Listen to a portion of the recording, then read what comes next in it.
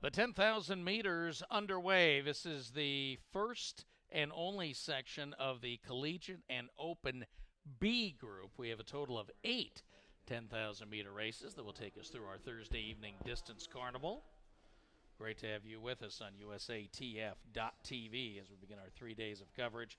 First time ever bringing you this great meet in its entirety, the 60th edition of MtSac. Bob Acambi and Mark Gardner along with you. And this is collegiate and open competition. And we'll identify our athletes as they make their way through the meet. We have a group of 34 entered. We have at least 4 scratches in this group. And most notably, Mark, we have a 20-time competitor in this meet, in this event, and that's Roosevelt Cook from the Cal Coast Track Club. And that's him right up front there. He's right there on the outside. In the neon. So a little bit of history there, and that just shows you how beloved this event is throughout Southern California. You were mentioning this earlier that, athletes run this in high school. It's such a big event, especially on Saturday, getting the great high school teams of SoCal together. And then you come back as a collegiate, and maybe you come back, and you don't even have to be a professional. I mean, there's room in these open races. Yes, they've always been big on having a lot of 5Ks and, of course, these 10Ks, 8 sections this evening. But, MtSac is basically very, not so many words, iconic. It really is, at least with the Southern California crew, because a lot of the kids in cross-country run there, and Foot Locker West Regionals are hosted there, and it just really has the it factor where, people just want to come back to it. And so after taking the early lead, the thrill is gone for Roosevelt Cook, but he's still settled in there as we come to the 800 mark, and the group spreading out nicely. The meet record is 29:41 and 12, and we have a lot of seed marks right around the 30-minute mark, so this is going to be a 30-minute race. 800 and 220. Get a look at some of our entrants. Not everybody made it to the line, but this is a pretty close list with all the scratches. And we have, of course, all the collegians. The top seed time is hip number 1, and that's Ben Savage from IUPU in Indianapolis, Indiana University, Purdue University, has a 30:29, and Omar Pacheco from Team Kepka has a 30:30. So hips 1 and 2 are definitely the 2 to watch. It's Ricardo Ramos representing Mexico, now leading the pacing chores here early on. Ramos from Fondistas MX has a 31:11. It'll be interesting in these sections without the elite runner. Does this turn into everyone gets into their pace, and then we have a lead group that groups up, and are these all going to be kick fights? Or are we going to see a little thrust and parry of athletes trying to find a groove in the middle of the race? Well, right now the pace is, it's already really strung out here, and these top 8 or 9 guys just going along for the ride here. That was a 70 last time around, 3:29 for 1200. Yeah. Okay. Got it. Okay. So 22 to go. All right. And we have a nice single file group now on the back stretch.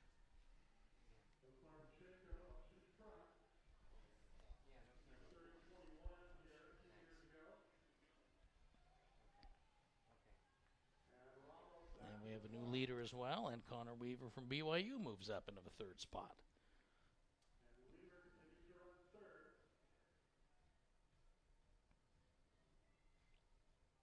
Well, the best story of the evening is that the wind has not nearly been the factor we expected. It was blowing very hard a couple of hours ago when we were getting ready for the start of the steeplechase, and certainly the first couple of steeplechase sections felt it. The forecast was for strong winds through the evening, but the flag is hanging limp right now, and I'm sure we're going to have still some sea breeze coming in the rest of the night. There's not supposed to be any marine layer in the morning. But it is much better than we expected, and of course temperatures will climb over the next couple of days. 440 at 1600, and that was a 71 last time around. Right now the magic number being 72 seconds a lap if they're all trying to break 30 in this 10,000 meters. Leader Pedro Cruz from Cal State East Bay, the school formerly known as Hayward State.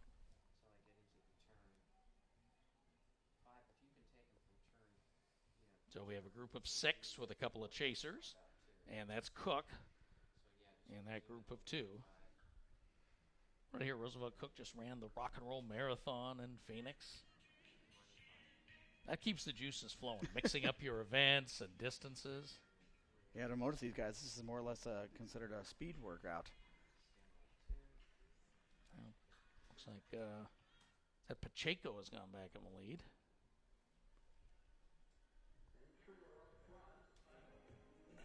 And that is Omar Pacheco from Kepka team.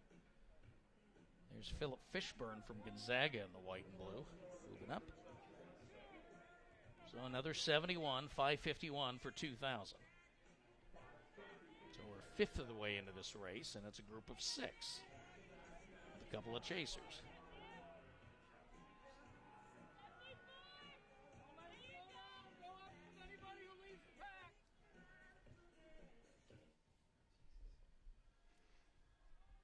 Also moving up, that looks like Ben Hogan from Gonzaga. Is that a Gonzaga runner? Yes, it is.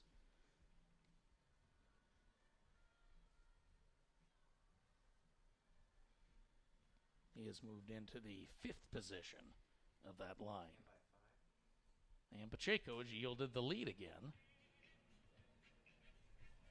And that is Stephen Terrace from Cal State San Marcos. So the California State system well represented here with East Bay and San Marcos.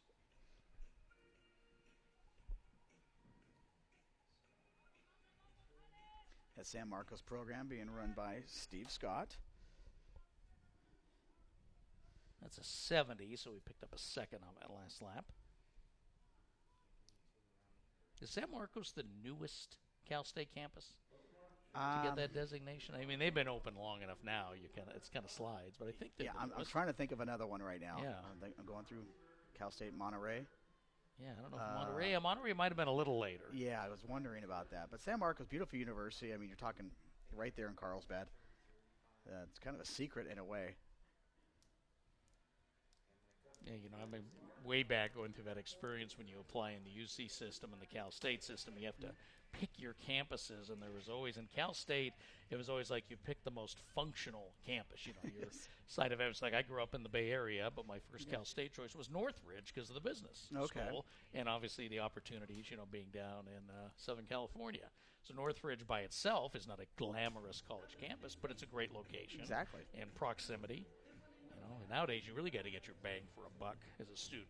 Oh yeah, I ended up, speaking of proximity, I ended up at San Diego State. So, and it was tough leaving San Diego State just because it's so beautiful. I mean, it's just incredibly beautiful. Anything down there, UC San Diego. That was 812 through 2800, so back to 71. So this group now very comfortable. And we keep kind of going back and forth.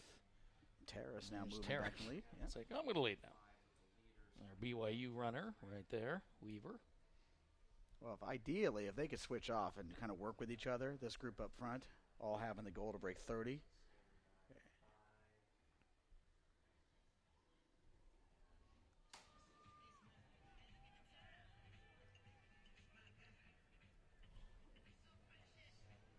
In the red, that's Preston Cates of Arkansas.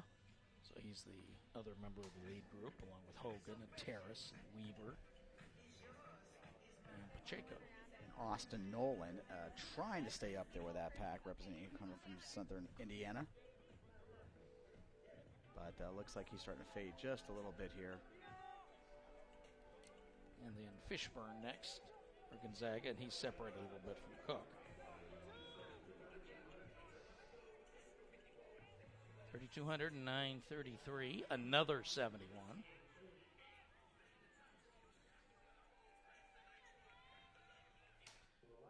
And now it's a group of 4. Arkansas runner Cates has slid backwards just a little bit, but still at good pace, good turnover. Was that Hogan on the backside of that? Gonzaga? Yes. Okay, so right now he's letting he's letting these other 3 do all the work. Yeah, Hogan's improving his position just by keeping the same pace. He's just sitting right there and kind of letting Terrace and Pacheco go back and forth with one another. And then Weaver here for BYU, same thing. Yeah. He's just watching these two do their thing.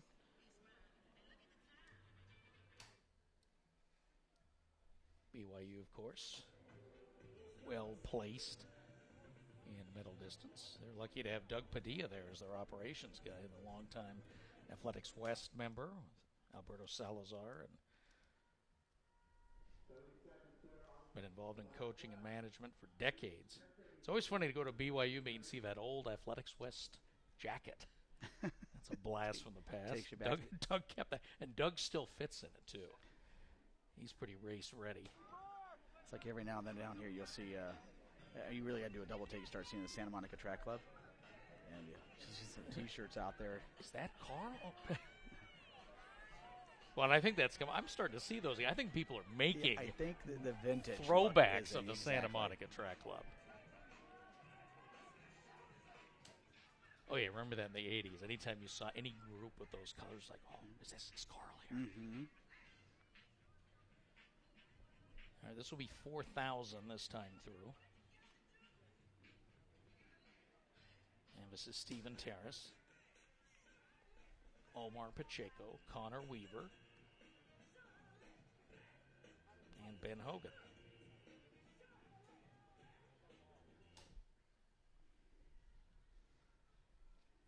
$11.45 for 4,000.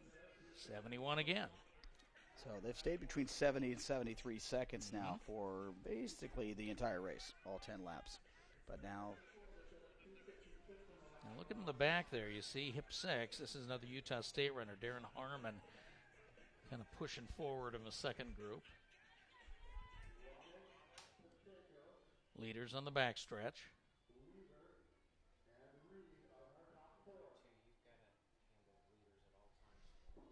And also making a little move in one of the chase groups is Fishburne, the other Gonzaga runner. So we have the lead group of 4, and then Fishburne and Cates are in that second group of 3. They're just breaking out of turn 3, the leaders on the straightaway. So this is now turning into some real separation for this lead group as we near the halfway point. And we're about to get into some lap traffic as well. 4,400, 12:55. And that's a 70.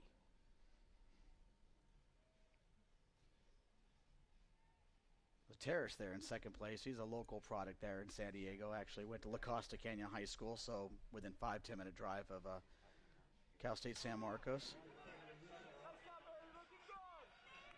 And looking at his 5K personal best, that's Terrace, and now moves in the lead. Is 15:07.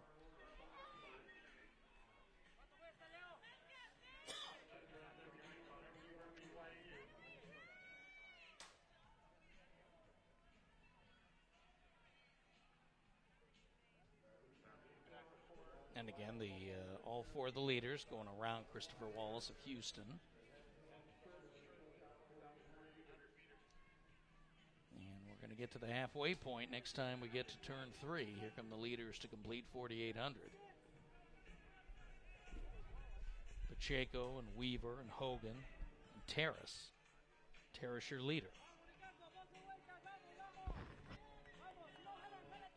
14:06 at 4,800. There's Terrace coming in. He's seated here at 31 minutes. And right now, looking good and very well under that pace, about halfway through. That was a 69. I'll check that now. It's another 71. Carry the 1. And Pacheco will go back to the lead. But again, Weaver and Hogan just sitting there watching these two. And of course, Weaver and Hogan, both out of the West Coast Conference. BYU member of the WCC in all sports except football.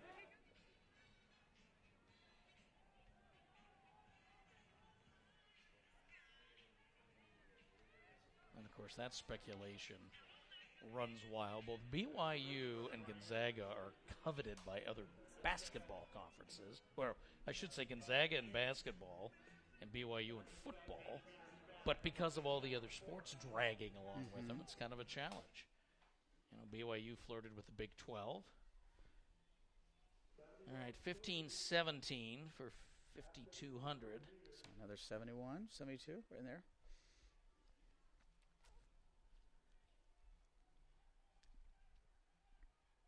So that was 1440 at 5,000. So that gets you, 29 and a half. That's right where these guys thought they'd be.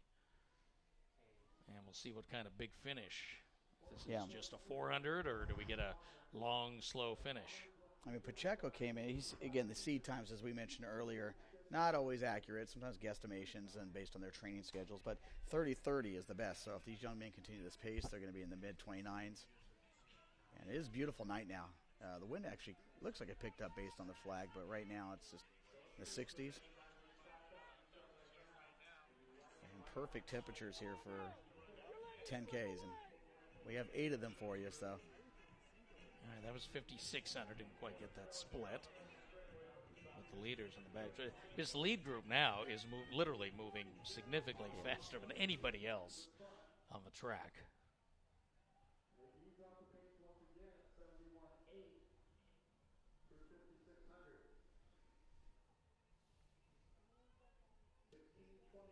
So we're getting about a 72 on that 14th lap there.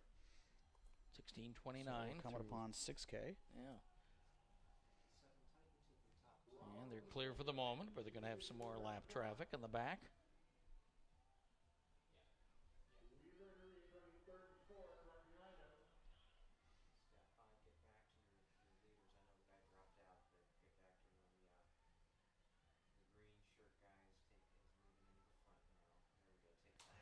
Hogan and Weaver continue to draft off those front two.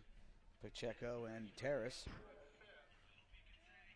Pacheco looks like he's working the hardest. Now, sometimes that's exaggerated with arm movement. You know, as much as he's a little more side to side with his arms, that doesn't mean he's laboring. It could be his running style. That's just your natural. Because right now I would pick Hogan. Just based on running form, arm carriage. Hogan's just sitting back there, very comfortable.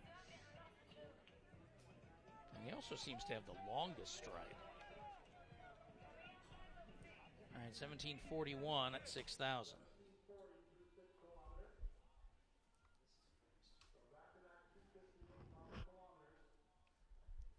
So another 71.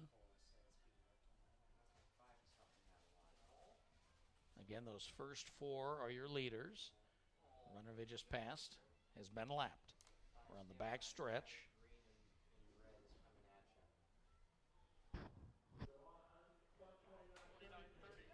Final 10 laps.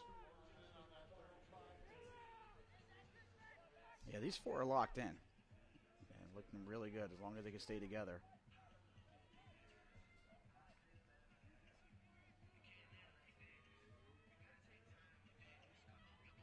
And you talk about stride and stop. I mean, Terrace really doesn't look like he's working that hard. And then when he makes those little surges in a lead, it looks very natural.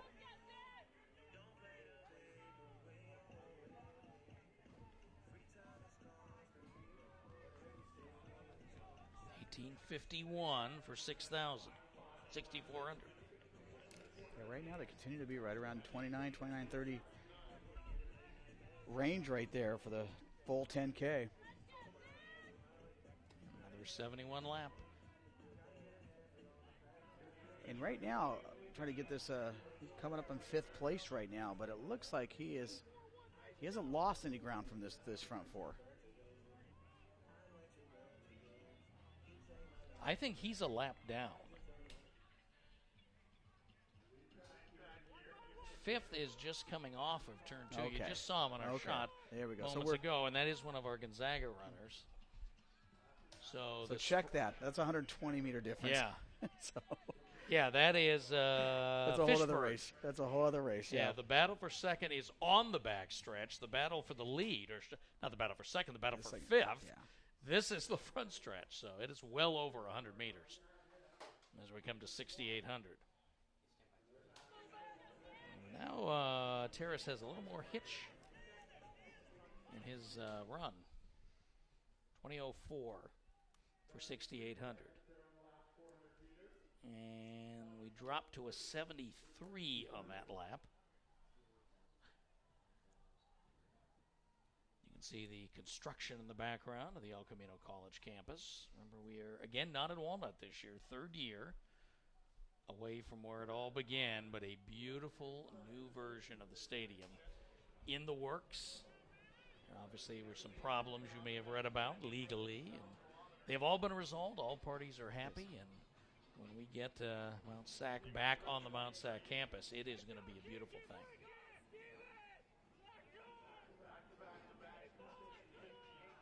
Yeah, being someone who had gone there several times for 20-plus years straight, looking at the plans, I'm thinking I'm not even going to recognize this.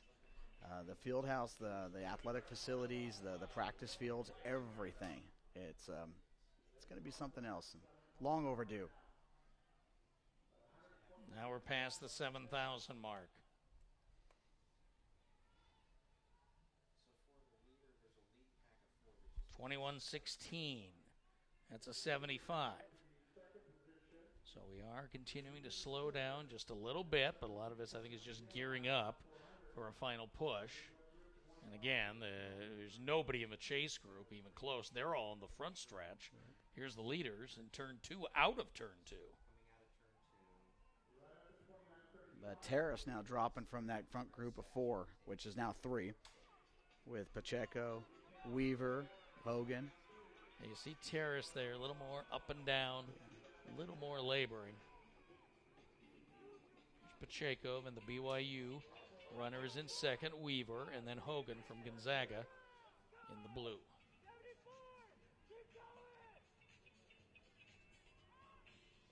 Now, Weaver has been very consistent. We haven't talked about him. He obviously a little bigger frame, so maybe a little more anaerobic at the end. There was a while, I mean, his eyes are down, had been down the whole race.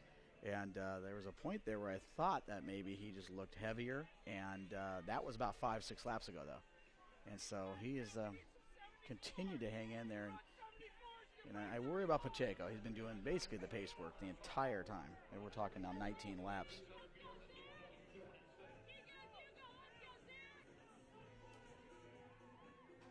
And Terrace really dropping off now, about 30 meters behind. 22:26 for 7,600. 74. Oh, yeah, Terrace is now 30, 40 meters behind. So here's your podium. How's it going to end? Omar Pacheco from Kepka team. Connor Weaver, Brigham Young. Ben Hogan, Gonzaga. Well, we had an all Big Sky 1, 2, 3. We could have a West Coast Conference 1, 2.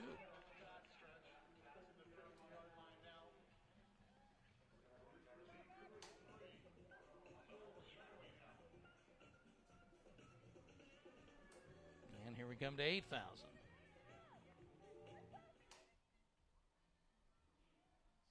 Well, Pacheco not burning out yet. 23:38. And now we pick up a little bit. 72 last time. 5 to go. And looking at some background of Luke Weaver, and we notice his frame, but he is a very successful triathlete. Well, that would make sense with that body. Exactly. Got some strength. He does not look so much like the prototypical 10K runner we're going to normally see, but and he's pushing for the lead heck of an athlete on the outside, but Hogan ran in between both of them. Hogan in the shades takes the lead.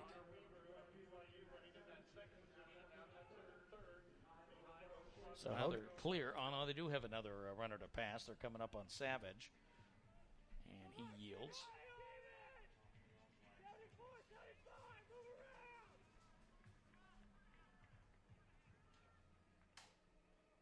But Hogan had a plan here. Now he's trying to execute it to a victory here and maybe a sub-29-minute effort.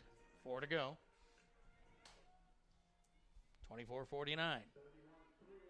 And now we go back down to 71. So they all took a little rest there.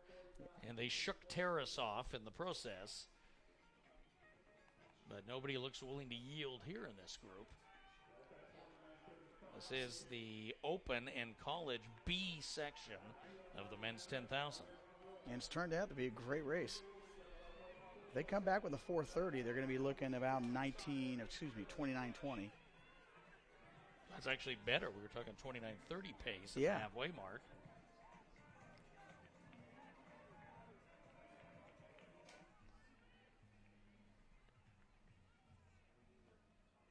Through the back stretch, it'll be 3 to go at the line.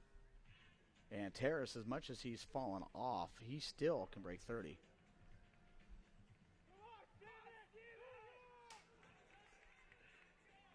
Ben Hogan of Gonzaga in the lead.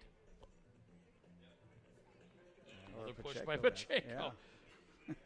Pacheco keeps Stubborn. I haven't seen any crack in his facade. He surges when he needs to. 26 even at 8,800. Another 71. We're right back at that pace. 3 to go. And, of course, in this race, a little room for some assistance down on the track. You see a little teammate and coaching. As our 10K runners inside the baby cones. Yeah, we get tomorrow night the 4x1600 meters relays that we get for the high school section. They invite all the coaches down and just make a real inclusive atmosphere. Well, we're seeing more and more in the age of street meets and the small events. Track and field athletes have no problem with the spectators being right there, and then the spectator experience is unbelievable. You know, we've seen rooftop high jumping, pole vaulting, Drake, the pole vault inside the shopping mall.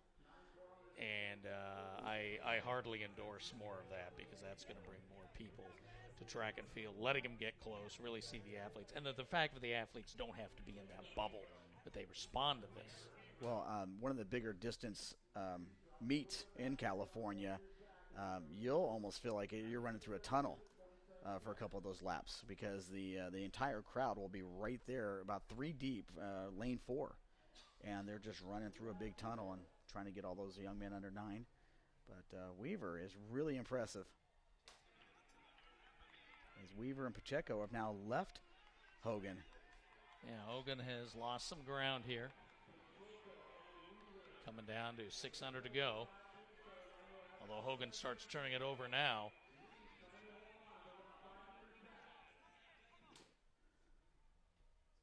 I'm starting to like Osmar Pacheco's chances.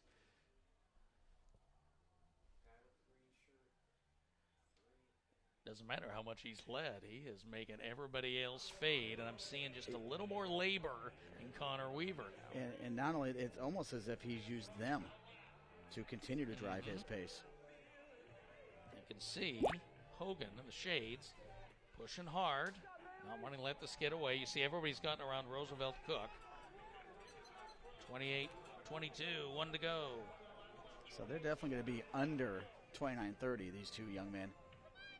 Even if they just run the pace now, yeah, it'll be right at 29:30, but you're going to get a pretty hard kick. And there goes Weaver. He made the move early, but Pacheco not going away. A great race. 2:50 to go. Weaver. All guts now. Pacheco with them. Oh, look at the faces.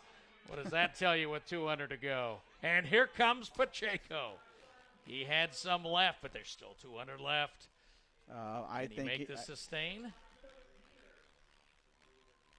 Weaver does not look like a man with another gear. I wasn't going to say he's broken, but I don't think he can match this. Just no more. Yeah. Run a great race and put himself in position. But Osmar Pacheco of the Kepka team and is going to break 29.5. 29-22 for Pacheco. 61 plus on that last lap by Pacheco. Sweet. Yikes.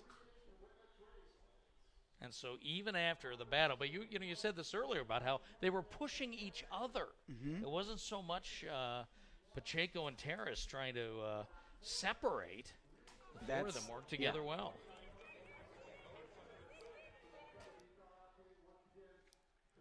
Yeah, someone who's doing the pace setting first half of the race, especially a 10K, I worry about that.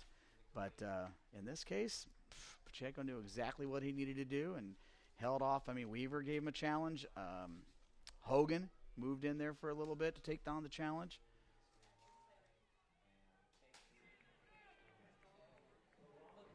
So right now, you see the results posted. I think there's some corrections. Are going to be a lot of the athletes got lapped. Those first two are definite, Pacheco and Weaver.